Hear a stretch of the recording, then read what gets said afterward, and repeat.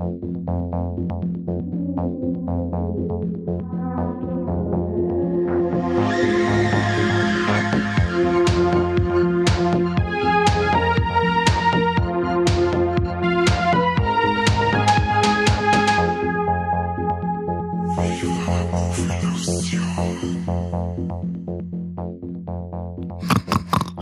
Damen, meine Herren, ein herzliches Willkommen beim diesmonatlichen Talkthrough. Ich bin der Seppi und bei mir zu Gast ist der Karl Kani. Grüß Gott. Karl Kani Jeans, Gangster Shit. Haberdere. Das ist schön, dass er gleich voll in Style ist.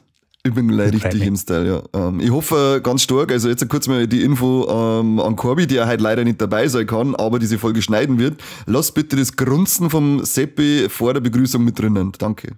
Das darf mich auch gefreuen, ja. Ja, das ist dann hört wenigstens einmal jeder, wenn meine Stimme wirklich klingt, wenn ich es nicht verstehe. Genau, Schweindelgrund Seppi. Ja, so muss meine Frau jeden Tag mit mir reden. Ja, so geht's nichts. Was tun wir da heute, Conny? Was ist los? Warum haben wir da? Ja, wir dürfen ein bisschen through-talken, da ich sagen, weil im November waren wir wieder fleißig an die Controller, oder? Also ich ja zumindest, ich war schon fleißig. Ja, ich tue eigentlich nichts anderes. Ja, einmal waren wir miteinander fleißig, das können wir dann danach verzeihen. Wir haben miteinander das Super Mario RPG durchgespielt. Das haben wir auf ein Wochenende sauber gekürzt. Da waren wir beide fleißig, den restlichen Monat weiß ich nicht so recht. Ja. Ich darf auch sagen, da die Folge ja wahrscheinlich beim Corby seiner Schneidgeschwindigkeit erst Ende Dezember rauskommt, machen wir vielleicht gleich mal einen kleinen Jahresrückblick, was uns ein bisschen so bewegt hat in der Gaming-Szene. Ja, das machen wir auf alle Fälle. Ich kann ja einen Corby vertreten. Corby, was war dein Lieblingsspiel? Das ist ja Stronghold, alles klar, fertig. Ah, passt, stimmt. Und ich hab's aber nicht allein geschafft, sondern wir haben 6 von 10 Freunden geholfen. Schön. Und ich darf so gerne mal Pikmin 4 spielen, aber ich traue mich nicht, weil das sicher viel schwerer ist als Stronghold, aber der 4 viel schöner. Das ist strategisch viel anspruchsvoller, habe ich gehört. Ja, haben wir alles verzeiht von Corby im November und 2023, oder? Ja, auf alle Fälle. Was ist sein Ausblick fürs nächste Jahr? Keine Ahnung, ich glaube irgendwie, dass er mehr Handy-Games von Blizzard mich, oder? Ja, genau. Irgend so ein Warcraft Mobile Game. Genau. Sowas irgendwie. Also so schaut sich in Corby jetzt ein, weil wirklich Anspruch hat er ja nicht.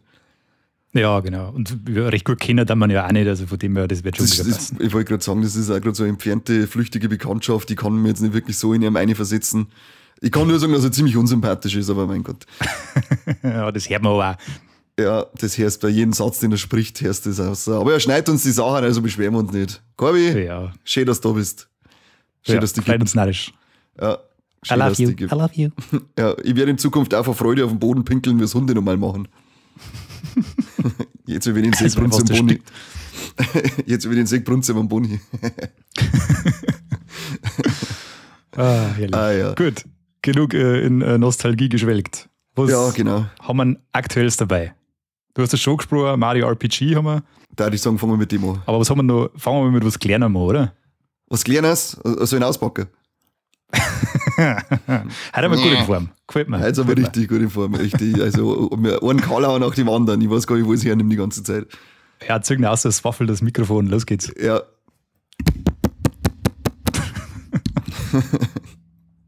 Dann du was Kürzeres. Was hast du denn Kürzeres? Octopath Traveler 2, oder wie? Ja, nein, lieber nicht. Später. Okay. Später.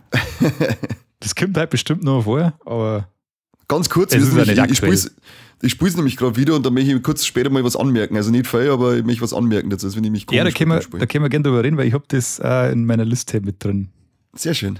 Da können wir dann schon gemeinsam plauschen. Aber dann plausche mal über das Kürzere, was du erwähnen wolltest. Ja, ich habe den Monat 2 kleine Indie-Games gespielt.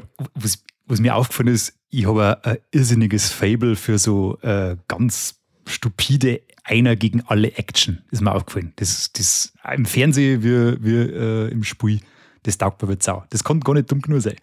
Also so John Wick-mäßig jetzt, meinst du, wie? Ja, genau, so einer mit so einem Rache-Motiv, der dann alle nacheinander abknallt. Das ist super. Das war schon, als Kind habe ich das schon gefeiert. Das war, glaube ich, das erste war The Crow und da hat es ja auch ein Spiel gegeben. Habe ich nie gespielt. Und das ist halt vollkommen zerrissen worden in die Kritiken und ich habe das damals schon geliebt. Weil du bist halt einfach nur als gichtliger Crow-Typ durchgelaufen und hast irgendwelche immer die gleichen Gegner in ganz hässliche Levels geschlagen und ihnen eine Sau auf den Kopf geschmissen und das war super. Voll gerne. Also, ich würde gerade sagen, ich höre nichts Schlechtes. Und da, ich habe letzten Monat schon von Robocop erzählt, das hat ja eine ähnliche Nische. Und dann haben wir noch 2 ausgelassen, die auch so ungefähr haben. Die haben zwar, das ist kein Ego-Shooter, aber geht also in die Richtung. Das erste ist El Paso Elsewhere. Das gibt es für den PC und für die Xbox leider nur momentan. Aber das ist angelehnt an die frühen Max Payne-Spiele, falls du denen was sagen. Ja, also das Zweite habe ich hab nie das, durchgespielt, das Zweite, aber viel gespielt. Aber das Dreier habe ich dafür durchgespielt. Ja, das Dreier habe ich auch gerade nie gespielt. Das ärgert mich heute noch, dass ich das auslassen habe. Ich weiß nicht, wie das gekommen kann, aber ich habe die ersten 2 ziemlich gefeiert damals. Ja, das Dreier war auch sehr cool. Wahrscheinlich hat mir seine Platten abgeschreckt, weil er auf einmal so unsympath war. Keine Ahnung. Ja, aber Platten und Bord, du bist hergerichtet. Ja, das Platten und Vollbord. Früher war das noch extrem Frisur.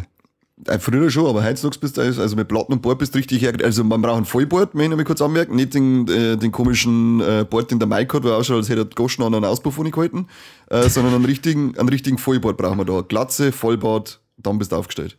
Schön buschig. Richtig buschig. Fürstlichen Backenbart, so ja, heißt's.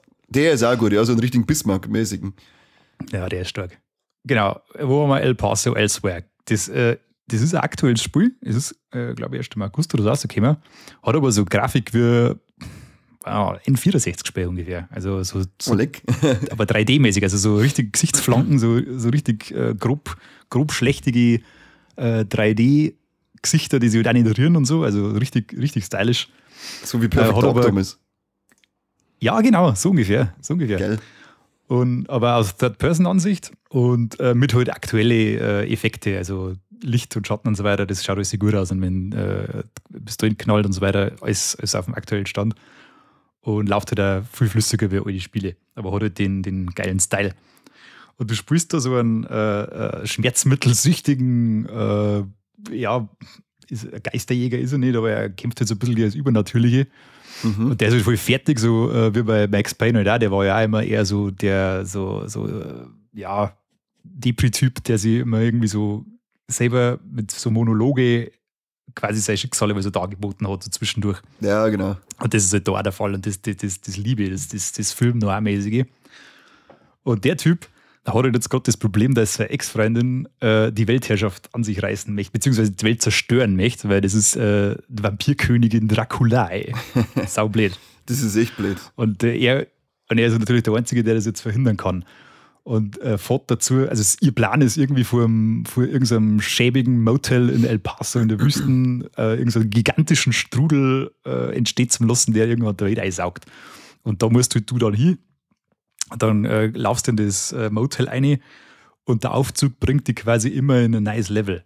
Das ist, du hast außerhalb von dem Gebäude und über dir, also da gibt es kein Dach oder sowas, sondern es ist immer offen.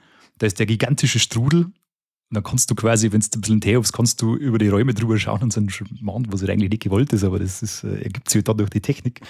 Und da laufen halt, was weiß ich, Vampirviecher und alles umeinander und du musst alles wegballern im Sekundentakt, gerade Schieß. Und hin und wieder ein paar Geisel befreien.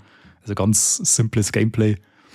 Und ja, das hat mich verzaubert. Das hat mich richtig verzaubert. Verzaubert gleich? Ja, ganz schön. Und so Zwischensequenzen gibt es immer wieder mal ein bisschen so, wo also quasi, das ist tatsächlich ganz gut gemacht. Da geht also die Beziehung mit der Draculae immer wieder durch und schwelgt so in Erinnerungen. Dann hörst du da einmal so Gespräche von einer, die könnten, weiß ich nicht, aus einem Beziehungsdrama sein. Also dahin gehen ist das ganz schön hochwertig eigentlich.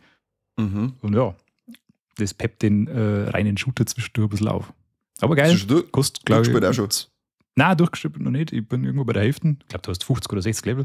Okay. Aber bisher ist es sehr, sehr geil. Also durchaus abwechslungsreich, kriegst immer wieder neue Knarren und kannst schon ein bisschen Spaß haben damit. Kostet, glaube ich, sind 20er oder so. Ist jetzt nicht weit. Wahrscheinlich sogar bald billiger. Wie lange wirst du ungefähr spielen? Ach, ich glaube, das kann schon 10, 15 Stunden haben. Das ist jetzt nicht ganz so kurz für so einen Indie-Shooter, aber immer noch im Rahmen, finde ich. Ja, und für einen 20er mal okay.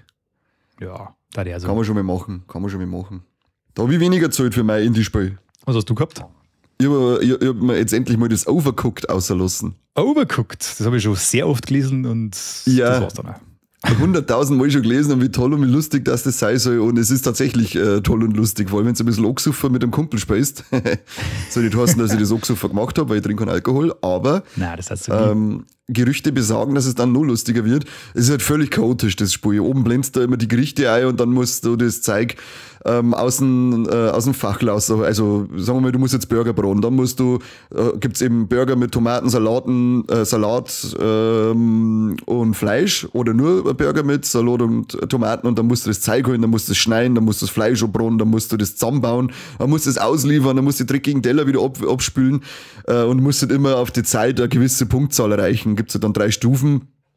Und ja, wie gesagt, das ist, also allein, glaube ich, kann ich das auf Dauer nicht so halten, aber das, wenn es glaube ich, bis zu 4 Spieler kannst du spielen, dann glaube ich, geht's richtig ab, dann ist das richtig lustig, weil es halt völlig chaotisch ist und völlig bescheuert irgendwie. Und was haben die gezahlt? Ich glaube, das war jetzt sogar in diese Black Deals dabei, da habe ich 50 Cent für das Spiel gezahlt. Aber das war mir sogar ein 10er wert, sage ich da. Das war mir sogar ein 10er wert, das Spiel. Doch so frei. Ja, weil es wirklich, also das glaube ich kann, wenn du so eine Mischung hast, also für so einen Spieleabend mit dem paar Freunden und legst da ein bisschen was zurecht, dann kann Overcooked auf alle Fälle, glaube ich, so 2 Stunden füllen. Bis du sagst, jetzt darf man mal wechseln auf Mario Party oder Mario Kart, weil trägt es mir auf. Die schweren Geschütze wieder aufgefunden werden. Ja, genau. Aber die sind, also für zwischendrin ist das echt saulustig. Vor allem, es sind nicht mal so ganz kurze Spielrunden, das dauert, leck, wie lange kann da so Runden dauert? Keine Ahnung, 3 Minuten? Ah ja, das geht ja. Das ist immer schnell vorbei. Und ist halt mal schön, wenn man 3 Minuten was macht, wo man danach vielleicht einen Erfolg hat. Auf alle Fälle. Du, weil wir gerade bei dem Ding haben, hast du mal Among Us gespielt? Das würde mich mal interessieren. Nein, das habe ich auch nie gespielt. Das ist mit den kleinen Manschkerl da, oder? Was die farbigen. Da ist ja quasi einer ist ja immer irgendwie der Saboteur und die anderen müssen das irgendwie rausfinden. Ja, ich habe das leider nie gespielt, aber das hat ja auch voll den Hype gehabt, oder? Ja, das bin ich irgendwie drauf vorbeigestolpert. Aber ich habe immer schon gebockt. Ich habe nur gehört, dass die Anzüge von Guardians of the Galaxy 3, wenn sie im Weltall schweben, dass die angeblich inspiriert waren von den Among Us-Figuren. Ja, die Anzüge, die sind grandios.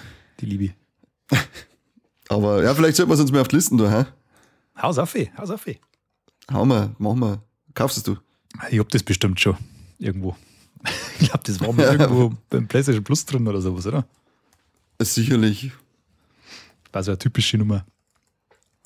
Aber ich hab's dann wahrscheinlich habe ich es da noch nicht kennen und hab's mir da nicht geholt. Ja, das kann gut sein. Wobei eigentlich immer alles selber lässt. Aber naja. Nein, ich nicht. Also ich muss schon zumindest einmal gehört haben von dem Spiel.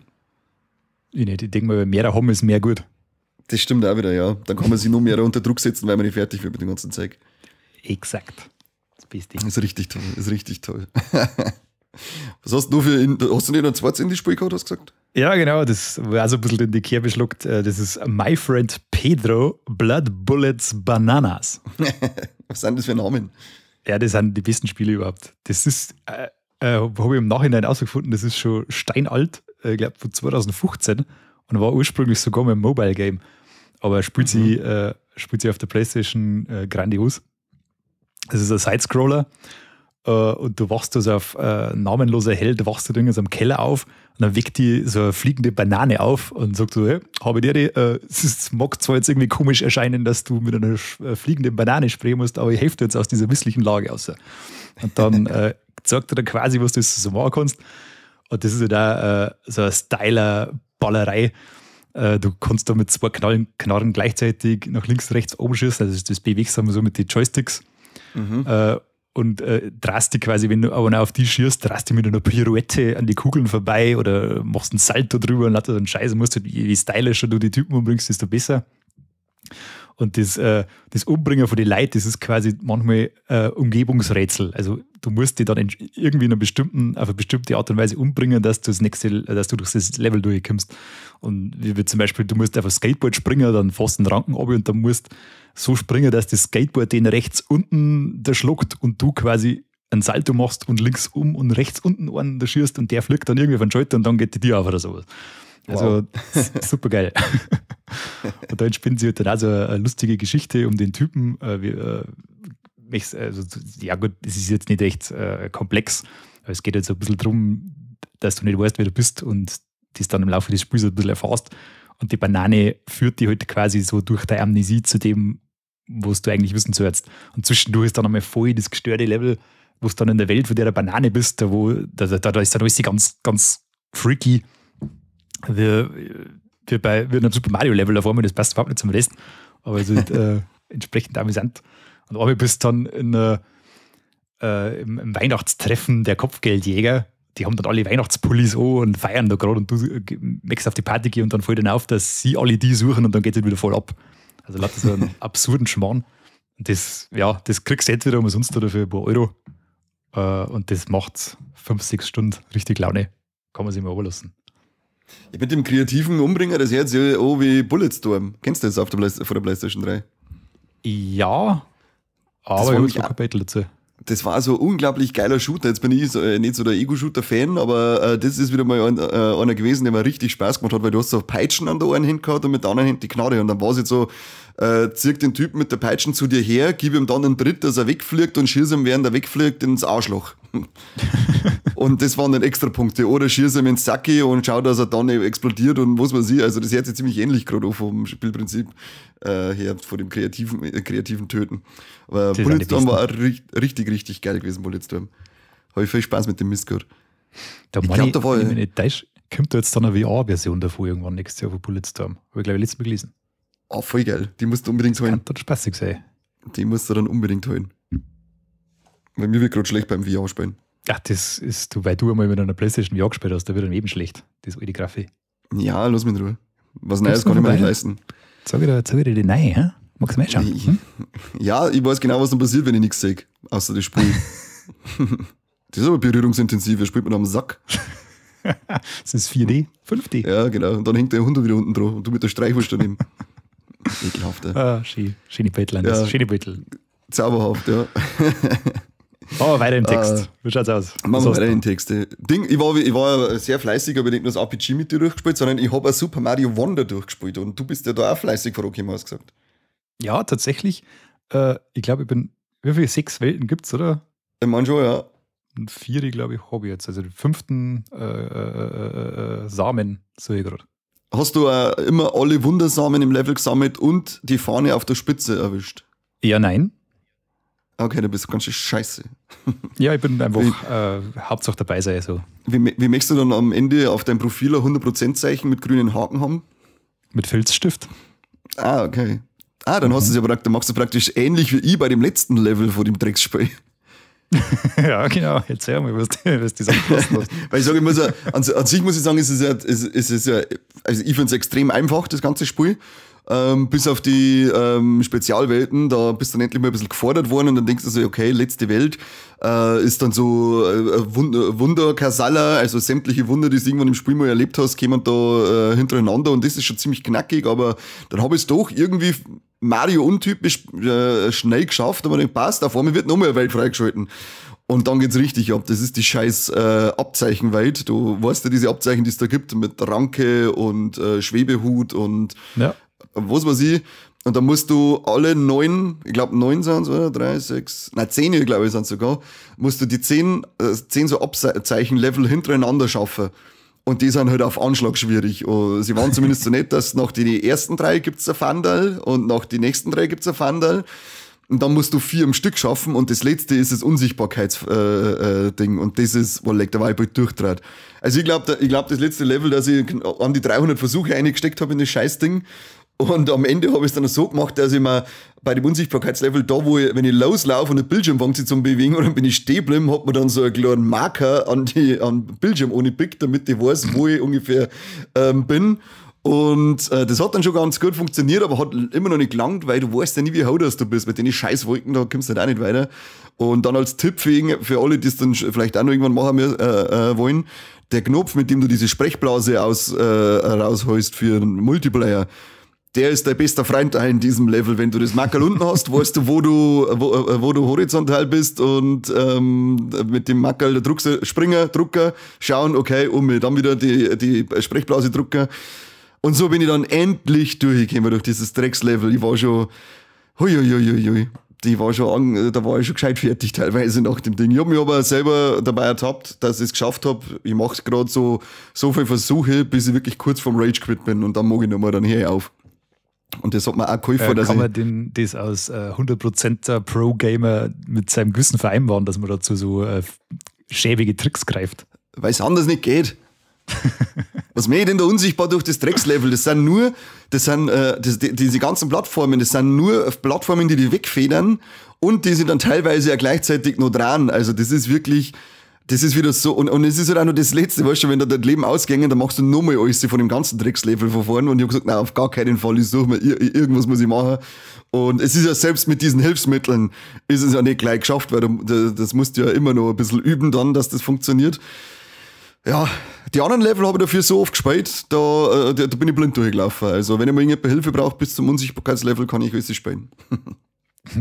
Es ist jetzt echt schon arschig, weil du hast ja schon gesagt, das ist ziemlich einfach und das kann ich sogar bestätigen. Ich bin jetzt zwar kein super Jump'n'Run-Experte, aber sogar ich tue mir relativ leicht. Also es ist wirklich ein angenehmer Schwierigkeitsgrad, wenn fast schon ein bisschen zu einfach, da ich sagen. Ich darf es wirklich als zu einfach bezeichnen. Also, es wenn nicht so glänzend hat mit so viel Details und Kreativität, dann war mir die ganze Geschichte echt sauber zu lasch gewesen, muss ich sagen.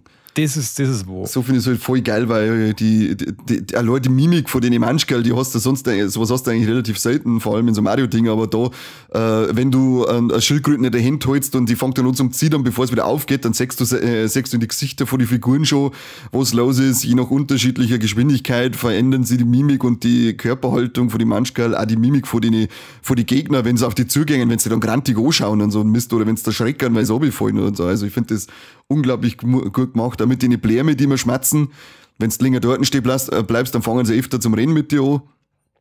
Also das finde ich auch die Wunder. Das ganze Level-Design ist einfach nur geil. Also ich sitze da eigentlich nur davor und schon hier. Ja. Also eins geiler als das andere. Auf einmal laufst du als Elefant umeinander, dann bist du vor mir ein komischer roter Blob, der an der Wand umeinander rollt und zwängst dich durch die kleinen Abschnitte durch. Und es ist eigentlich in jedem Level, in jedem Abschnitt wieder was Neues. Dann schießt du als Igel durchs ganze Level. Ja, also das wird auf einmal alles dunkel und du bist ein ganz, ganz komischer, langer Typ. Irgendwie so im Schatten. Also es ist wirklich Wahnsinn. Ich freue mich jetzt mal wieder, wenn ich mich einspiele. Ja, ich bin direkt ein wenig traurig gewesen, als ich es durchgespielt habe. Das Geile ist ja, was du dann kriegst, als letztes kriegst du Abzeichen. Wenn du diese Abzeichenparade geschafft hast, dann kriegst du noch mehr Abzeichen, das letzte. Und mit dem, wenn du es anlegst, das ist eigentlich totaler Mist, aber wenn du dann weiterspielst, dann werden alle Geräusche praktisch mit Stimmen gemacht, weil sonst hast du zum Beispiel, wenn du den Arschbomben machst, kommt doch so ein kurzer Trommelwirbel. Ja. Und das wird dann alles mit dem Mund gemacht praktisch. Irgendjemand hat das alles eingeschmerzt, was da dann passiert. Das ist so bescheuert. Das sind Springgeräusche, wenn du irgendwo aufhupst, also jegliches Geräusch, das hat etwa eingeschmerzt. Das sind keine Sounds mehr, sondern Stimmen, die du reinschmerzt. Das ist, auf der einen Seite denkst du, für das bin ich jetzt wieder durch die Hölle gegangen, auf der anderen Seite denkst du, ja, okay, ich muss zumindest lachen, also ist irgendwas wert und es ist immer noch mehr wert als ein Riesenkackhaufen nach 1000 Crocs wie bei Tears of the Kingdom. Ja, das ist einfach nur übel. Aber ich bin auch, wie gesagt, direkt traurig, weil das echt so schön ist und das wird jetzt sein, dass ich jetzt, obwohl ich es jetzt durch habe, immer wieder mal reinschmeiß für ein paar Level dazwischen, weil es unglaublich viel Spaß macht. Also lang nicht mehr. Ja, ich hoffe, dass so weitermachen. Mit dem Stil, dass da vielleicht noch mal was kommt. Ein, zwei Spiele vielleicht noch. Switch lebt ja bestimmt noch 16 Jahre. Da kann man schon noch ein, zwei so Mario Wonders machen. Da kann man auf alle Fälle noch was rausballern, würde ich sagen. Ja. Vielleicht ist ja mal schauen, was Peach Showcase oder wie heißt es? Ja, ich glaube schon. Bin mir aber nicht ganz sicher, aber Speech dann weiß jeder Bescheid. Vielleicht, das schaut ja auch schon mal, zumindest finde ich, vom Trailer her sehr kreativ und spaßig aus. Vielleicht kann uns das ja auch so schön bei Laune halten. Ja, kommt im März, glaube ich, gell? Ja. Ich werde es auf alle Fälle mal holen. Ja. Nachdem mich Wanda jetzt so gefreut hat und RPG auch, glaube ich, gehe ich da auch mit. Schön. Und wenn du schon bei RPG bist, dann verzeih mir ein bisschen was. Verzeih mir von RPG. Ja, Super Mario RPG. Remake von Super Mario RPG. Ich glaube, da hat es irgendwie an The Seven Stars, kann es sein? Hat das nicht nur einen Untertitel gehabt? Das kann schon sein. Auf alle Fälle ist das damals ziemlich am Schluss vor der Super Nintendo Lebensdauer rausgekommen und dann haben sie es nicht mehr portiert. Das war also lange Zeit nur in Japan erhältlich. Eigentlich bis... Und ich glaube... Bis zur Wii-Zeit, 2008 oder so. Ich glaube, war das 2008? Kann das sein? Geht das aus? Ja, es geht irgendwie so das erste Mal in der Virtual Console für der Wii zum haben. Genau. Aber auch da nicht in Deutsch, gell? Soweit ich weiß. Das ist jetzt das erste Mal deutsch lokalisiert. Genau, auf Deutsch ist es das erste Mal. Ich glaube, war es auf der Virtual Console zumindest auf Englisch. So weiß ich jetzt auch nicht. Ich glaube schon, ja. Aber die deutsche Synchro hat es halt nicht gegeben, beziehungsweise Untertitelung.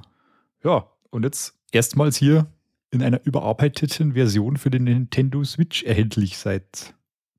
Wann ist das rausgekommen? 17. November, meine ich. 16. oder 17. November. Ja, wir haben uns das auf alle Fälle zu zweit zu Gemüte geführt und es ist halt nicht so das typische Mario-Spiel, wo du viel hupfst und die viel traust und viel Spaß hast, sondern du bist halt, es hat halt diese typischen Rollenspielmechaniken. Also du hast, das Spiel ist ursprünglich von Square und die haben ja in den 90er diese japanischen Rollenspiele mehr oder weniger groß gemacht, so wie Secret of Mana zum Beispiel oder Final Fantasy. Und die haben halt damals rundenbasierte Kämpfe gehabt und die hast du jetzt auch in diesem Mario RPG-Spiel drin. Und du kannst da verschiedene Skills dir freischalten und die Kämpfe dann rundenbasiert bestreiten, was für ein Mario-Spiel ziemlich einzigartig ist. Darf ich mal sagen. Für die war es ja jetzt praktisch das erste Mario-Rollenspiel, oder? Du hast Paper Mario nie gespielt? Nein, Paper Mario habe ich nicht gespielt. Okay. Ich habe nämlich, also Paper Mario habe ich alle gespielt, außer das auf dem DS und das auf dem Gamecube, von dem es ja jetzt dann auch bald Remake oder Remaster, ich glaube Remaster, ja, keine Ahnung, gibt. Und man merkt da auf alle Fälle schon mal voll, wo sie das hergehört haben, vor allem auch mit den Angriffen, dass du halt mit einem Knopfdruck die Angriffe verstärken kannst, dass du mit einem Knopfdruck die abblocken kannst, auch der Humor, weil das RPG war ja teilweise auch brunzenblöd. Allein wenn du den Boss den Gegner da anschaust. Brutal. Der übrigens später die Valentina notiert. Also es gibt ja noch, wir haben uns ja durchgespielt und haben uns dann jetzt nicht mehr so die Zeit genommen, dass wir großartig die ganze Welt noch mit durchlaufen und da habe ich mir dann ein bisschen was angeschaut. Und also wer es spielt und da neugierig ist, man kann noch sehr viel entdecken danach. Wie gesagt, dieser Borsto, der datet dann die Valentina, nachdem Peach wegkommt. Bei dem Kuss, bei der Kussszene, gell, da hast ja du, als du es gespielt hast, nur ein Bussi von Bowser gekriegt. Ja. Dann haben wir ja gemeint, wir haben einen Bug. Haben wir auch gehabt. Wir haben definitiv einen Bug gehabt, aber in dem Fall waren es 2 Bugs und die sind vor dem Fernseher gesessen. Das war auch ganz stark. Wir haben uns verreckt gemeint, wir können nicht weiterspielen und jetzt so ein Game-Breaking-Bug, hat man sogar gemeint. Ja. Bis wir drauf gekommen sind, dass wir einfach nur den blöden Bub von dem, oder den blöden Frosch was zum Essen geben müssen. Aber das hat uns keiner gesagt, den Gottes Namen 30. Das hat echt ausgeschaut, als wäre das jetzt eine unschaffbare Hürde. Ja, das war Wahnsinn. Das gibt's ja nicht. Der muss doch irgendwas tun. Wir müssen zu dem hier, müssen wir mit dem reden. Und eigentlich war es offensichtlich gewesen, dass er was zum Essen möchte, aber wir haben es halt, der Corby hat es nicht kapiert. Ja, genau. So war's. Genau, so war's, der Corby war das. Wo wir euch stehen bleiben?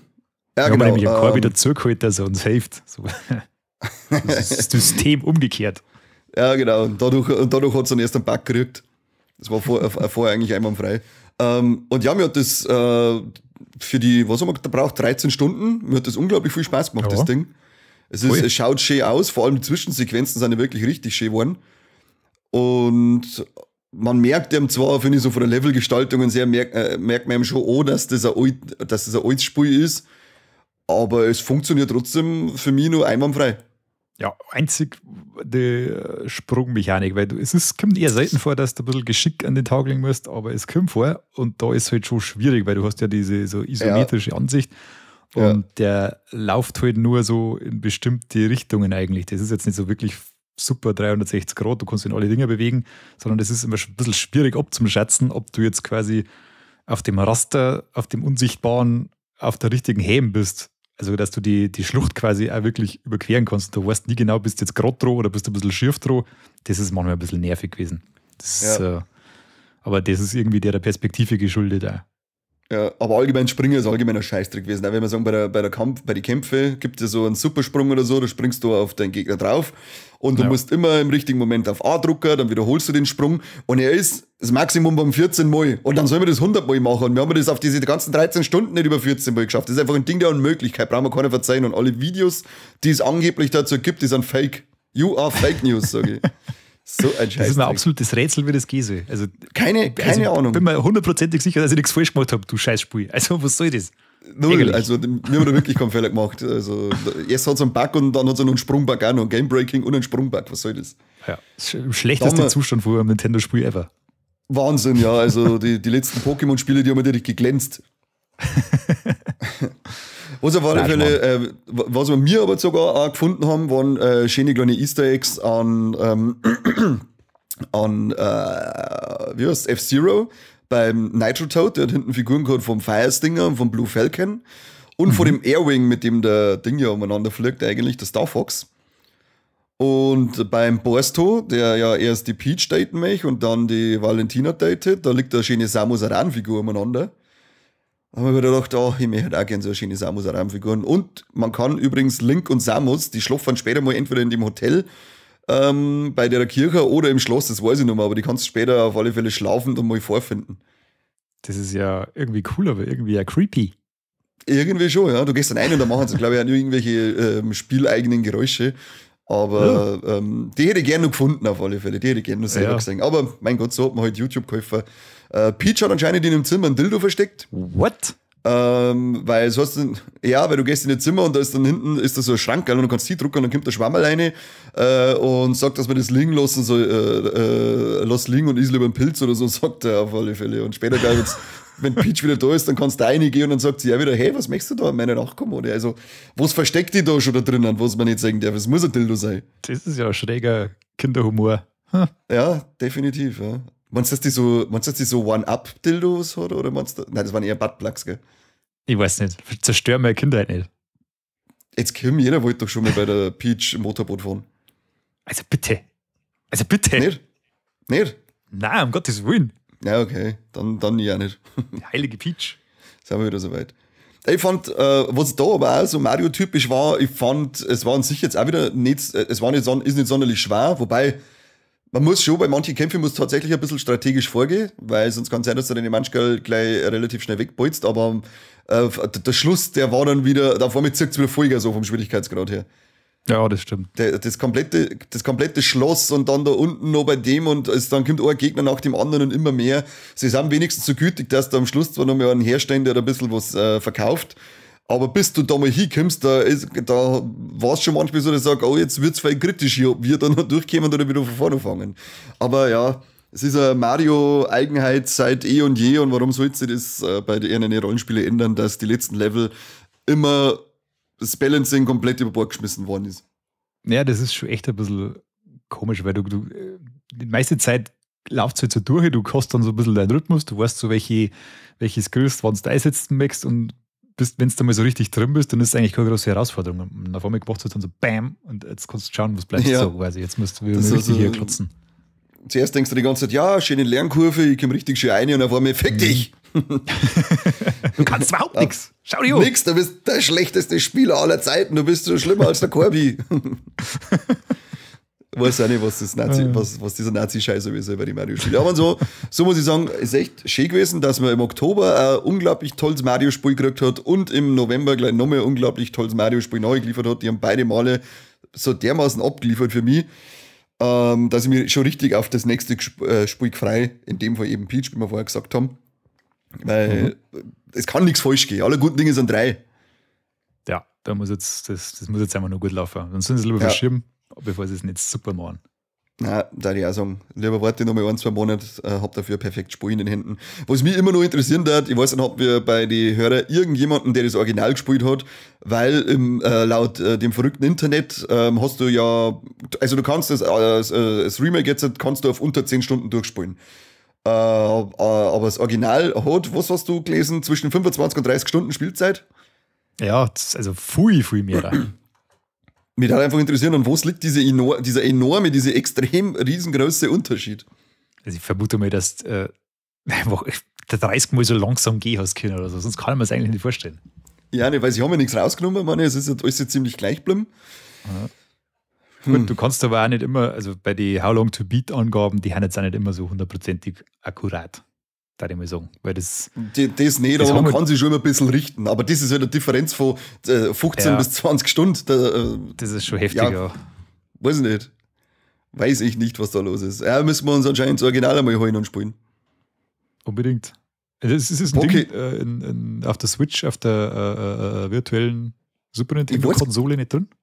Ich weiß gerade nicht auswendig, da müsste ich mal reingucken. Aber mich würde es tatsächlich interessieren, ich hätte Bock drauf. Kann man nur schauen. Ja. Zumindest um einspielen. Aber einspielen auf alle Fälle mal, ja. Aber aktuell haben wir eh noch so viele andere Sachen zum Spielen, ich kümmere mich eh nicht drum dumm. Weil ich habe, nachdem wir das RPG durchgespielt gehabt haben, habe ich mir jetzt halt noch das Miles Morales angefangen, dieses Add-on 1.5 Spider-Man-Spiel. Du bereitest dich quasi auf Spider-Man 2 vor, sage ich das richtig? Weil schön. jetzt halt festhalten, ich habe jetzt eine PlayStation 5 daheim stehen. Nein! Ich habe jetzt eine daheim stehen. Und zwar auch noch in der absolut geilen Spider-Man-Optik. Bam. Schön. Endlich. Richtig schön, Endlich ist bei dir richtig schön, 2016. Endlich ist 2016, heute nicht mal. Aber ich habe mir nämlich dann noch bei dem PlayStation-Abo habe ich dann auf die mittlere Stufe, ich glaube extra heißt es, aufgestuft, damit das Miles Morales vorher noch, das habe ich nämlich davor jetzt halt schon angefangen zum Spielen, das spielt es noch auf der Vierer. Und jetzt weiß ich nicht, ob das an der Tatsache liegt, dass man es von diesem Abo aus spielt oder so, aber ich habe bei denen im Vergleich zum ersten Spider-Man und für das, dass er schon so alt ist und eigentlich durchgepatcht sein sollte, ziemlich viel technische Aussetzer gehabt auf die kurze Spielzeit bis jetzt von nicht einmal 10 Stunden. Ja, lieber. Da ist ganz viel Dialoge, dass dein Gegenüber nicht redet, also kein Ton nicht da ist, du redest schon, der Gegenüber gar kein Ton. Einmal ist von beide der Ton ausgefallen. Hab schon Hände voll Grafikaussetzer gehabt, dass man irgendwo drinnen verschwindet, dass ein Gegner sich in eine Stange teleportiert hat und dann hätte ich man hat zwar da mit so einer Bombe, die man da hat, rausholen können, aber wenn man die nicht hätte, dann war das halt, hätte man diesen Bereich reinladen müssen.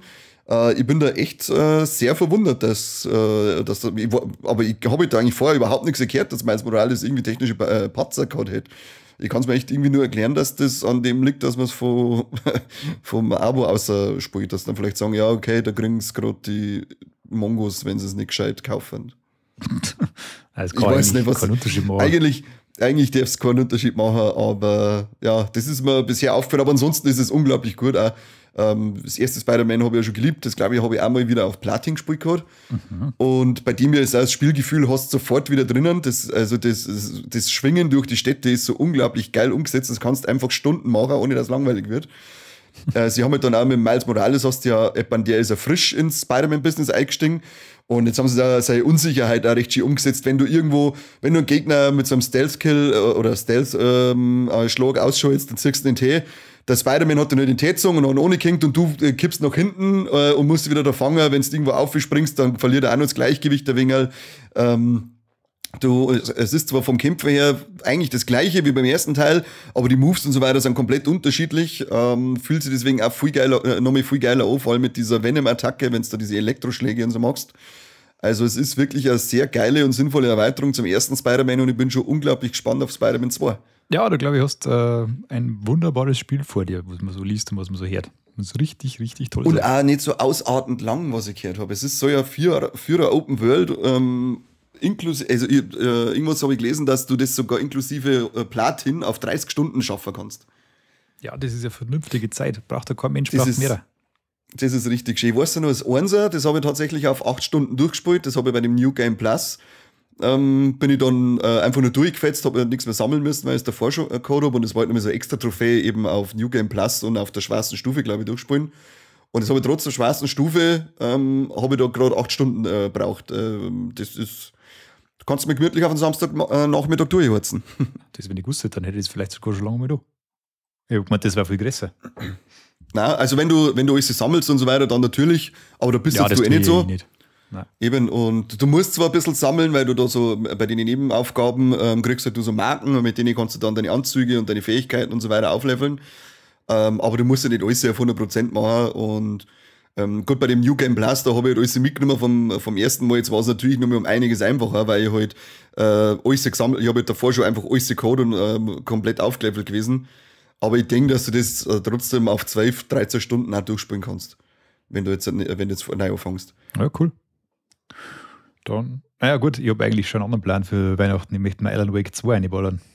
Oh, da war ich ja jetzt nachdem ich mit 5 daheim habe, war ich auch richtig, richtig heiß drauf. Ja, das muss ja so unglaublich gut sein, da flippen sie alle komplett aus.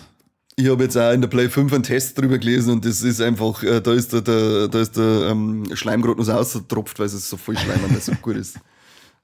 Aber es schaut ja da wirklich unglaublich geil aus. Also ich bin da auch so angefixt auf das Ding.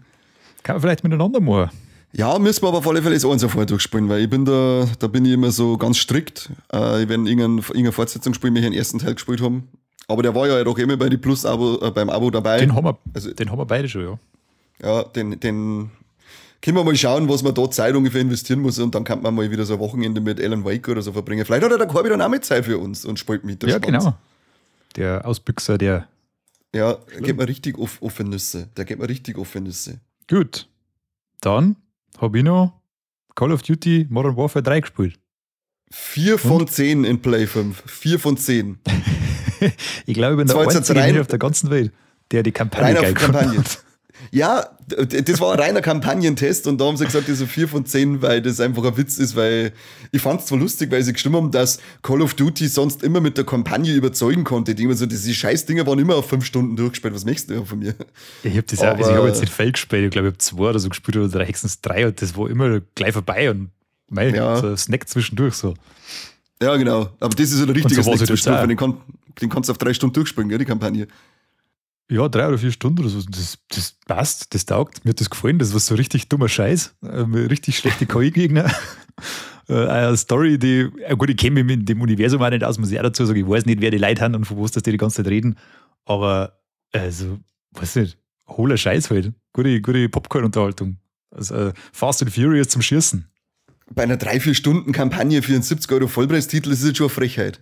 Das ist die Frechheit, ja, das stimmt. Das ist halt die Riesenfrechheit. Und man merkt anscheinend an jeder Ecke, dass es einfach ein Add-on hätte sein sollen für Modern Warfare 2.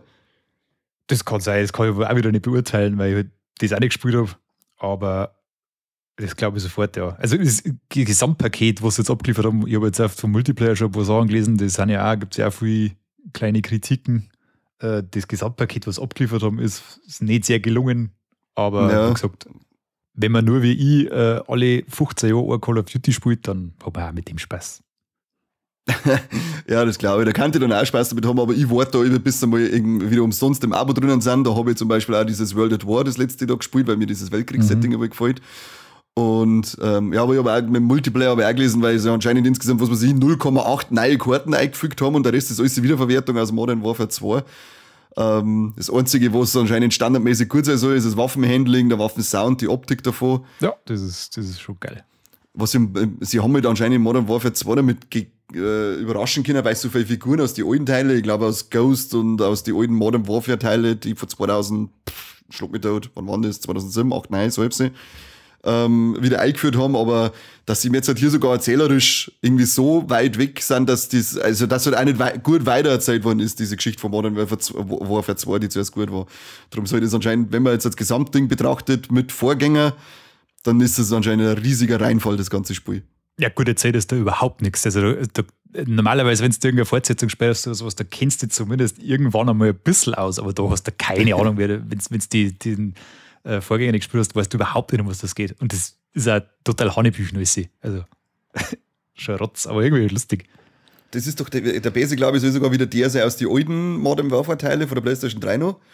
Das kann schon sein, aus dem Gefängnis halten sie auf alle Fälle aus am Anfang. Ja, genau. Und da wollten sie ja auch dann so eine kontroverse Szenerie wieder aufbauen, wie sie es beim Modern Warfare 2 gemacht haben, mit diesem Amoklauf am Flughafen damals. Ja, gibt's auch. Das ist quasi, da rumpelst in ein Stadion ein und die bringen da wahllos Leute um. Die haben sich quasi als Polizisten und als Sanitäter verkleidet und da schießen sie durch die Leute durch. Du musst halt durch die Leiter durch, die alle in Panik rumfetzen und musst quasi die Besen da ausmachen und da schießen. Es ist auch wieder ganz lustig, finde ich. Mir was gefallen. Lustig ist, aber es ist jetzt nicht irgendwie super kontrovers oder irgendwie zum Diskutieren oder irgend sowas. Es ist halt einfach ein blöder Ballerlevel. Das habe ich auch gelesen, dass es niemals so diese Kontroversität schafft, die sie damals geschafft haben. Nein, auf gar keinen Fall. Das ist aber auch vorbei. Das schaffst du nie mehr in keinem Spiel, glaube ich. Außer du möchtest jetzt total eskalieren und das tut dir heutzutage keiner mehr, weil sonst verkaufst du das Spiel nicht. Ja, völlig. Ja, das war halt damals schon auf Anschlag krass. Es war das erste Mal, dass man so spielerisch irgendwie gehabt hat, dass man sagt, man läuft jetzt einfach in den Flughafen rein und rotzt Zivilisten über die über. Das ist ja bei uns in der deutschen Fassung, glaube ich, auch nicht gegangen. Gell? Da hast du ja, glaube ich, sofort verloren, wenn du einen Zivilisten erwischt gehabt hast. Dann war die Mission vorbei. Ja. Das hast du nur in der Uncut machen können und da hast du einmal richtig aufräumen dürfen. Völlig gestört, völlig gestört. So viel dazu, mehr ist er nicht wert. Nein, mehr ist er wirklich nicht wert, glaube ich. Ich werde es wahrscheinlich nie spielen.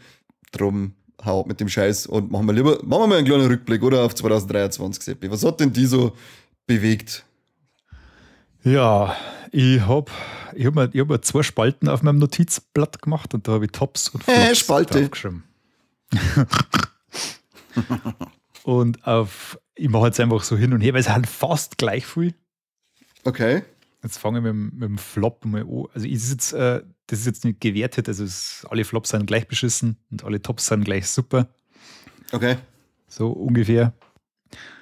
Enttäuscht hat mich dieses Jahr vor allem die großen Spiele, muss ich ganz ehrlich sagen. Also da war ich sehr unterwältigt. Ja, jetzt haben wir Pikmin 4 gespielt. Ja, das ist ja kein großes Spiel. Ja, das ist riesig, Quinn. Ja, okay. Aber da kommen wir sicher dazu. Also. Teil 4 dieser großen Reihe gewesen, halt doch einmal. Grandiosen Reihe.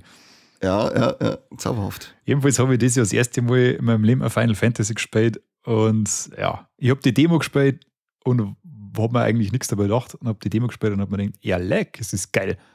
Haben es eine richtig spannende Story aufgebaut, geile Spielmechaniken gehabt, Charaktere, wo du einfach wissen wolltest, wie es da weitergeht. Und dann kommt das Hauptspiel und das verläuft sich nach ein paar Stunden so dermaßen in belanglose Scheiße und die Geschichte wird so langweilig und ich habe zwar echt Spaß gehabt mit den Bosskämpfen, von denen es gefühlt 100 gibt. Die Kämpfe waren teilweise echt spaßig, aber das Spiel wird ab der Mitte einfach als so ein uninteressanter Bad und ich habe es dann auch nicht mehr weitergespielt, leider. Jetzt da war ich schon sehr enttäuscht. Wundert mich, weil das eigentlich überall sehr, sehr gut bewertet worden ist. Ja, habe ich auch gelesen, aber wenn man ein Spiel halt noch halb spielt und dann Test. Naja, egal. War nicht gut. War einfach nicht gut. Schade. Okay. Schade Marmelade. Da, und du? Hast du irgendwas Negatives zum Äußern? Ich habe heuer tatsächlich nichts gespielt, das mich richtig angekotzt hat. Also für mich gibt es heuer eigentlich gar keinen so einen Flop. Wobei dann so, ich hätte wenn dann so eine Mischung aus Flop und Top und das ist für mich Legend of Zelda Tears of the Kingdom. Ja, weil, also ich liebe das Spiel auf der einen Seite voll, weil mir hat Breath of the Wild schon voll gefallen und ich liebe diese Mechanik und diese Sandbox-Welt und so. Aber, und habe da, ja, wie ich schon gesagt habe, unglaublich viel Zeit investiert, weil ich einfach jeden Winkel und so weiter sehen wollte, aber für das bietet es dann einfach zu wenig und darum ist das auch irgendwo mein Flop, weil, wie ich schon mal gesagt habe, dieser Untergrund, das ist einfach, als hätten die einen Quadranten gemacht und hätten dann Steuerung C, Steuerung V mal 1000 gemacht. Diese ganzen Minen schauen alle gleich aus, Endgegnerverwertung immer und immer wieder die gleichen. Das ist alles so, diese ganzen Schatztruhen. Du wirst förmlich erschlagen mit Schatztruhen, aber es ist so viel Scheiße überall in den Schatztruhen drin, dass ich sage, für was mache ich das jetzt gerade, wenn die dann, die Belohnungen sind so ernüchternd einfach bei dem ganzen Spiel. Da ist es allein schon 1000 Crocs und dann kriegst du einen riesen Kackhaufen. Das ist, also das Belohnungssystem finde ich furchtbar ernüchternd. Und eben auch, was es dann an Wiederverwertung eigentlich betreibt. Vor allem in diesem Untergrund finde ich das finde ich echt richtig schwach, das ist direkt enttäuschend. Dafür waren die Himmelswelten ziemlich geil, die fand ich geil kreativ, die waren immer wieder schön fordernd. Da hat man schön lang umeinander suchen können auf die Himmelsinseln. Die fand ich richtig toll. Und deswegen ist so Tears of the Kingdom für mich zu 75% ein riesen Top, aber zu 25% ein großer Flop mit drinnen. Ja, bei mir ist das tatsächlich noch schlimmer. Es ist mir völlig egal. Also ich habe da überhaupt keine Emotion mehr. Ich habe das 30 Stunden oder so gespielt und es hat mich null abgeholt und dann habe ich es wieder weggelegt. Ich finde, mir hat die Steuerung nicht gefallen. Die Steuerung ist genau so komisch. Völlig überladen. Ja, total. Also ich hab wirklich 10 Stunden lang oder sowas habe ich mich andauernd verdruckt. So viel. Das passiert mir bei 200 Stunden noch passiert. Ja, also das ist für mich ein ganz schlechtes Zeichen für ein Spiel, wenn du nach so langer Zeit die immer noch regelmäßig verdruckst und wenn es dir nach 100 Stunden noch so gegangen ist, liegt das ganz bestimmt nicht an meiner Blödheit und ich habe auch schon das eine oder andere Spiel gespielt und bin ja nicht ganz dumm, aber da ist mir das halt brutal aufgefallen. Naja, ich habe die bei Mario RPG gesehen. Maul. Nein, das stimmt aber tatsächlich und das ist halt, ich glaube, Kämpfe hast du ja auch gesagt, ich finde das, früher ist bei Zelda sind die Kämpfe viel schöner vor der Hand aber gegangen und das hat mir da irgendwie überhaupt keinen Spaß gemacht. Das Blocksystem und das alles, das ist, nein. Das war Katastrophe. Also das hat mir auch wirklich nicht, also es war jetzt ein schön, diese 2 Ausflüge, Breath of the Wild und Tears of the Kingdom, riesige Sandbox, riesige Open World, völlige Narrenfreiheit, was du machst und nur Blödsinn treiben möchtest oder ob du Story spielst, alles ist schön und gut, aber beim nächsten wünsche ich mir wieder ein bisschen mehr Geradlinigkeit wie bei den Vorgängerspiele. Ja, das war vielleicht immer wieder ein bisschen zu den Basics zurück. Und auch das, was du schon angesprochen hast, das mit dem Belohnungssystem, das ist mir da auch schon aufgefallen, das ist auch alles so egal. Also das ist ich habe da überhaupt nicht so den Drang gehabt, dass ich mir da jetzt groß in die Welt ausflüchte, wo es ja eigentlich immer so der große Faktor von dem Spiel war, was geheißen hat, du hast automatisch voll Bock, dass du die Welt erkundest, bla bla. Habe ich null gehabt, habe ich überhaupt nicht empfunden so. Weiß auch nicht.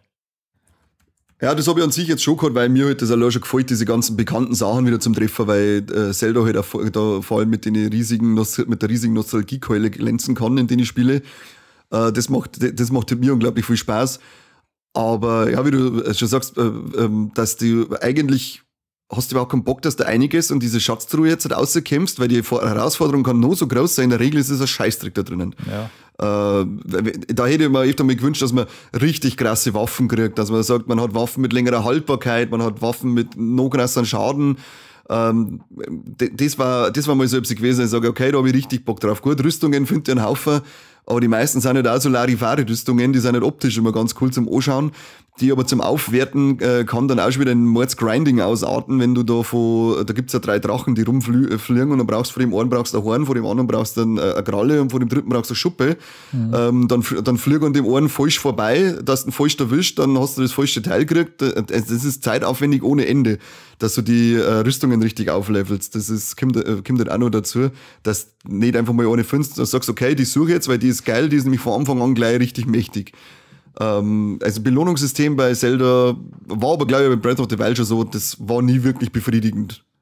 Ja, das und das war bei den anderen Sachen besser, bei den alten Zeldas. Wenn du in einen Tempel reingehst und dann kommst du irgendwann, siehst du einen Bossgegner und dann kriegst du die Karte von dem Tempel, dann kriegst du den Kompass von dem Tempel, dann kriegst du eine neue Waffe, wo du weißt, die Waffe brauche ich jetzt dann, damit ich da und da weiterkomme. Und auch stimmt, vorher in den alten Bereichen habe ich auch was gesehen, wo ich die Waffe jetzt einsetzen kann, ich brauche es für den Endgegner. Das war in meinen Augen immer viel, viel befriedigender, als es jetzt in die letzten 2 Zeldas war. Ja, das ist vielleicht also ein bisschen ein hausgemachtes Problem mit den Waffen, die einfach kaputt gingen. Weil du nie so richtig. Das ist ja bei viel so Spiele ist ja genau das Geile, dass du dann erstens kriegst du eine geile Belohnung und zweitens gewohnst du oder du vernarrst ja so ein bisschen in die Waffe und die ziehst dann das ganze Spiel durch und verbesserst es vielleicht ein bisschen und da kannst du dein Bild noch ein bisschen verändern und das sind Sachen, das geht halt da einfach grundsätzlich ab und das ist halt, ja, schade. Da sollten sie vielleicht einmal ein bisschen eine andere Richtung wählen, aber ich habe das früher auch nicht so schlimm gefunden mit den Waffen, das war mir eigentlich immer relativ wurscht, so beim Alten auch, aber jetzt da, na. Also bei den Alten hast du das nicht gehabt, dass die Waffen kaputt gingen. Da hast du deinen Bogen gekriegt und irgendwann hast du mächtigere Pfeile dazu gekriegt, dann hast du das Schwert gekriegt, du hast vielleicht noch irgendwie ein zweites Schwert finden können, dann hast du ein Schild gehabt und ein mächtiger und so weiter und so fort. Das war einfach, das hat passt und wie du da schon sagst, das darf schon immer so Waffen geben, wo du sagst, voll geil. Und dann durch das Zusammenbauen, was ja da gegangen ist, dann füge ich nur irgendeine coole, mächtige Klaue vor dem Gegner ohne, dann habe ich ein richtig übermächtiges Schwert, aber es hält mir halt dann gerade wieder 2 Kämpfe oder 3 Kämpfe und dann ist das Ding schon wieder hier und das ist irgendwie auch direkt ein wenig demotivierend, finde ich, weil die richtig mächtigen Gegner, wie so diese weißen Leunen und so, oder silberne Leunen, wenn du da ein Horn vor dem hast, dann baust du dann Schwert ohne und dann hast für die nächsten 3 Kämpfe mächtige Waffen, dann hebst du es die ganze Zeit auf, weil du denkst, ja, nein, das spare ich mir jetzt lieber, wenn einmal ein richtig starker Gegner kommt.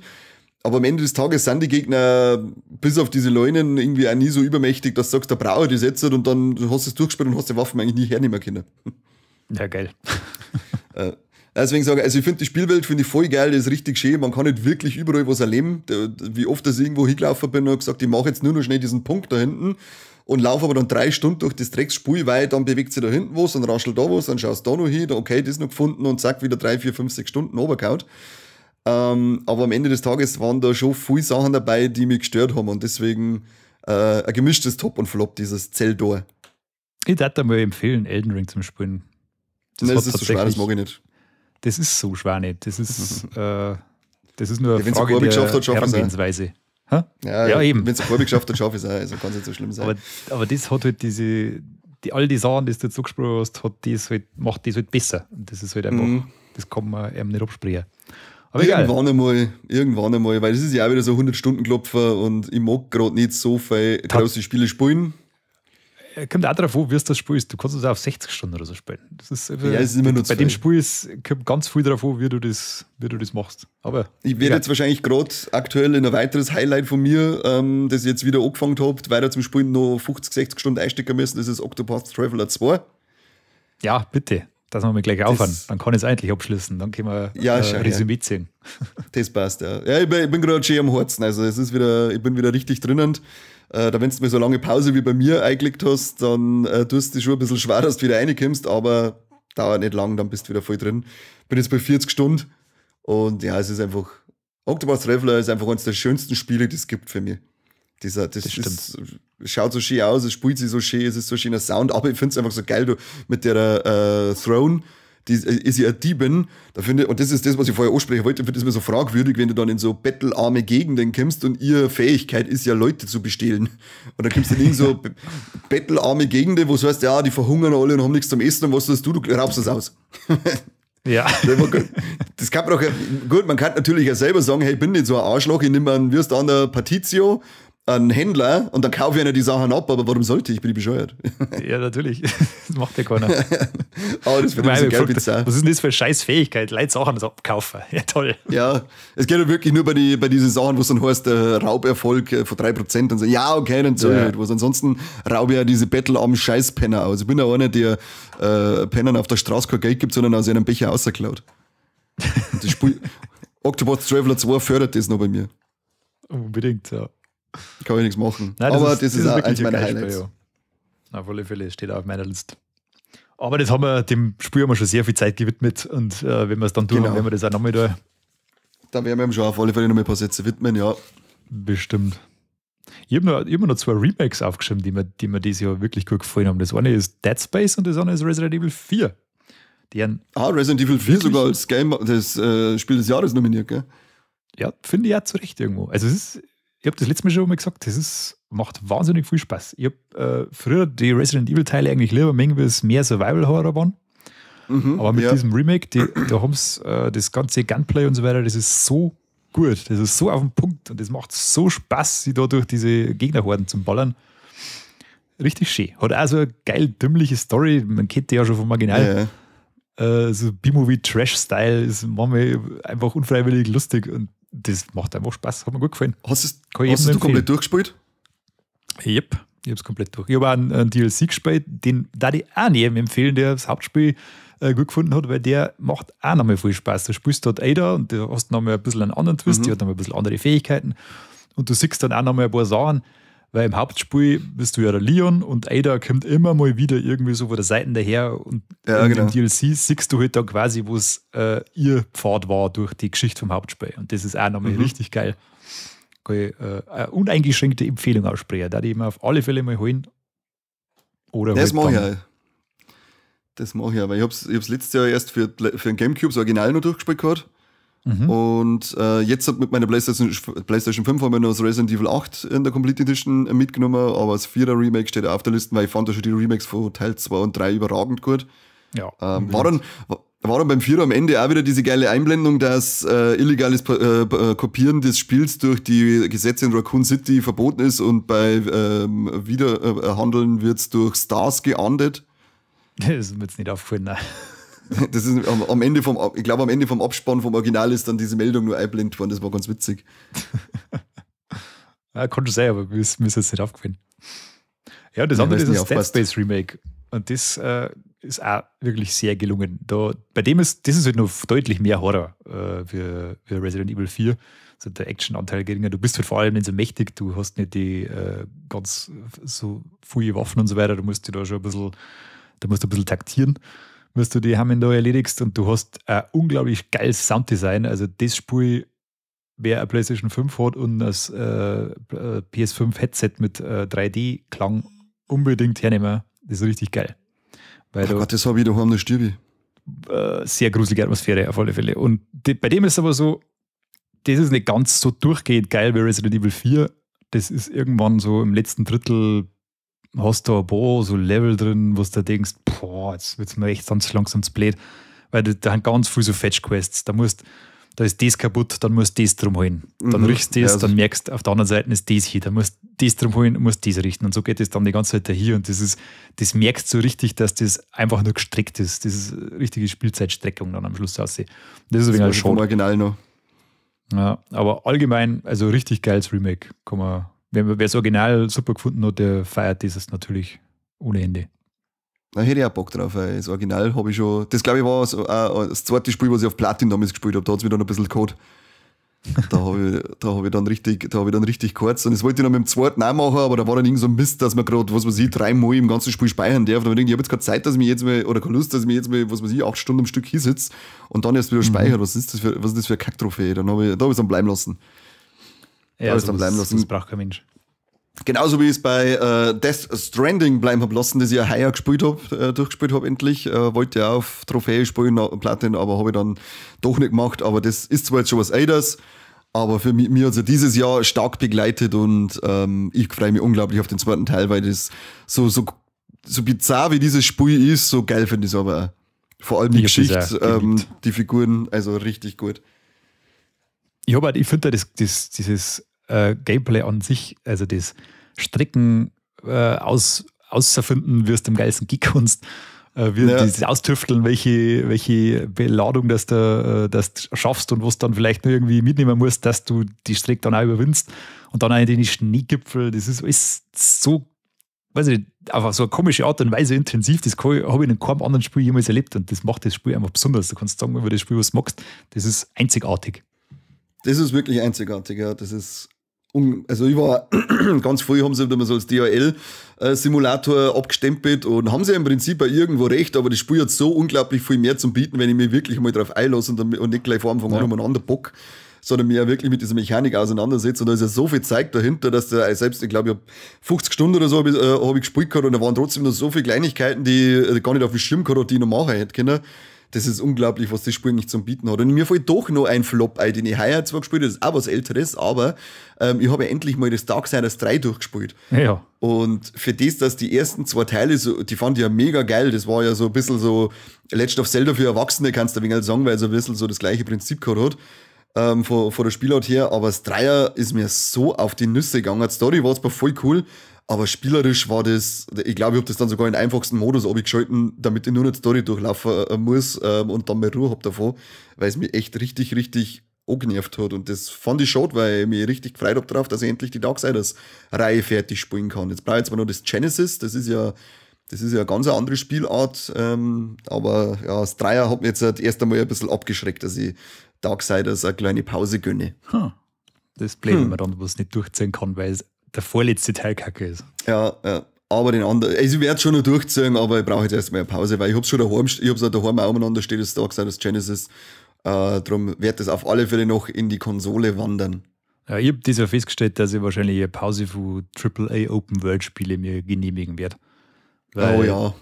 Ich bin einfach durch. Wir haben mit Starfield, das war eine riesen Enttäuschung. Diablo 4 war ich fast, also ich habe es erzählt, ich bin 3 oder 4 Mal eingeschlafen beim Spielen. Das ist so langweilig gewesen. Furchtbar. Und auch Starfield ist so übertrieben groß und das ist so unnützer Scheiß drin und ich weiß nicht, was das über so, ich weiß nicht, wann die endlich mal drauf kommen, dass sie ein gutes Spiel nicht über seine Spielzeit definiert oder über die unfassbar vielen Tätigkeiten, die man in der tollen offenen Welt machen kann oder diese fucking 1000 Planeten, die wir reisen. Alle schauen aus wie ein großer Stor. Ich weiß nicht, was das soll. Ich verstehe es einfach nicht. Das muss sich einfach mal ändern in nächster Zeit. Und wenn es nicht ändert, ich bin da sowieso raus bei den Dingen. Ich habe einfach keinen Bock mehr. Das ist nicht das, was mir Spaß macht. Ich schaue mir jetzt lieber so die Double-A-Produktionen an oder mal ein Indie-Spiel dazwischen. Auch die Nintendo-Spiele kannst du einmal spielen. Sowieso Gollum, ja genau. Da oder oh Gott. Kong.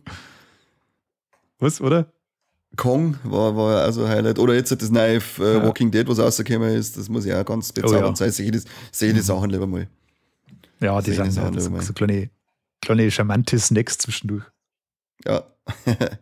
Ja, oder halt einfach sowas Geiles wie God of War Ragnarok. Ja, das ist wieder mal eine ganz andere Produktionsqualität, was da bei so PlayStation Exclusives, die haben meistens nochmal eine andere Hausnummer. Wobei auch da schon so eine leichte Abnutzung von der Formel merkt, die wiederholt sich jetzt mittlerweile schon sehr oft. Bei den PlayStation Das ist zwar immer, meinst? ja, die Action-Adventures, die haben zwar alle auf einem sehr hohen Niveau, weil die einfach saugut geschrieben haben und so weiter, aber es ist im Kern schon sehr ähnlich. Wenn du jetzt bei Last of Us oder sowas anschaust und God of War, das ist immer so, das im Grunde sehr, sehr ähnlich. Das ist immer so eine bewährte Formel. Und ja, das kann man vielleicht jetzt dann auch mal überlegen, ob man da ein bisschen frischen Wind reinbringt, aber das ist jetzt wirklich einmal auf hohem Niveau. Die Spiele machen Ja, auch nach wie vor Spaß. Das ist ganz hohes Niveau, ja, weil die trotzdem unglaublich, ja, allein wegen die Geschichten halt schon so dermaßen überzeugen, die Spiele. Die müssen spielerisch gar nicht so viel bieten, weil die hauptsächlich über die Geschichte getragen werden, aber trotzdem auch spielerisch nur immer gut überzeugen können und sie halt auch nicht so ausarten, wie diese Assassin's Creed, Punkt, Ubisoft-Formel, Schwanzspiele da, die gehen mir auch alle auf den Senkel. Ja, die können wir nächstes Jahr mal so richtig gestohlen bleiben. Da war ich richtig froh, dass der Oktober und der November so Mario geprägt war. Das waren schöne, gemütliche Sachen. Die 2 Spiele haben wir jetzt vorher schon, die gehören natürlich auch zu meinen Flops, zu meinen Tops. Ja, sowieso. Zu meinen absoluten Tops von dem Jahr. Haben wir aber jetzt in der Folge genug besprochen, die 2 Hamen. Aber das war nicht ein richtig schöner Jahresabschluss, may ich fast sagen. Die 2. Voll, ja. Das war richtig schön. Weil ich sage jetzt mal, das Mario Wonder, glaube ich, da habe ich auch so 30, 35 Stunden auf 100% und das Mario RPG waren auch auf 13 Stunden durch. Es sind angenehme Spielzeiten. Du hast ein Ende vor dir und es ist nicht so, dass du schon 50 Stunden einsteckst und denkst, oh Gott, es schaut aus, als hätte ich noch gar nichts getan, wie es bei sämtliche Scheiß aus Assassin's Creed Spiele ist. Ja, genau so ist. Ja, apropos Ende, ich glaube, wir haben so weit durch, oder? Ich würde auch sagen, ja, weil ich wüsste jetzt kein Top und kein Flop mehr. Corby Sainz haben wir ja schon gesagt, Stronghold und dass er sonst nichts kann. Und dass er sich nächstes Jahr auf Mobile Games gefreut, ja genau. Na, das war's dann eigentlich, da ich sagen. Unser Talk through November sollte through getalkt sein. Ja, da ich auch sagen. Weil im Dezember, was du jetzt Spiele-Releases ist ja im Dezember auch relativ mau. Ja, Avatar. Stimmt, Avatar kommt raus. Aber siehe Flops. Siehe Flops, okay, ja. Keine Ahnung. Ich habe dann Tests ein bisschen gelesen davon, beziehungsweise Vorschau. Da bin ich auch so weit weg von dem Spiel, dass es nicht aushält. Das Einzige, was mich ein bisschen interessiert hat, war sowas wie das Dragon Quest, was rauskommt. Da ich da aber nie einen Teil gespielt habe, wäre das wieder an mir vorbeigehen. Ansonsten ist der Dezember ziemlich mau. Packt irgendwas Altes aus und haut euch das in Dezember rein. Genau. Es war noch ein neues Herr der Ringe kommt, The Lord of the Rings, Return to Moria. Das ist aber anscheinend auch schon wieder ein riesengroßer Scheißdreck. Ja, schaust du da mal an.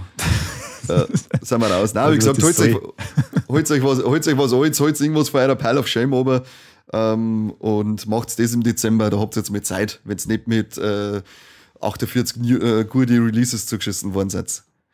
So ist es. Schön. Ja, dann wünschen wir euch natürlich noch frohe Weihnachtszeit, gell? Und einen schönen Übergang, weil der Talkthrough wird dann als nächstes erst wieder im Januar kommen. Genau. Ich hoffe, ihr seid reich beschenkt worden und ich hoffe, dass ihr reich beschenkt. Also seid nicht gerade so egoistisch, sondern seid sehr gönnerhaft.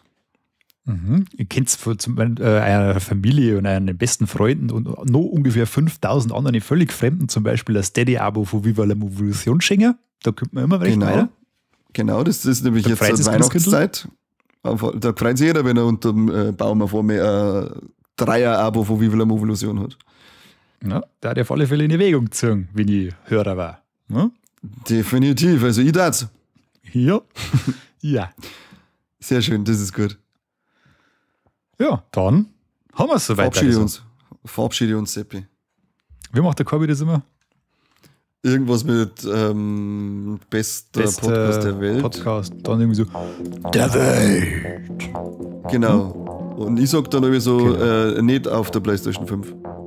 Ja, genau. Da musst du irgendeinen Witz über Penen.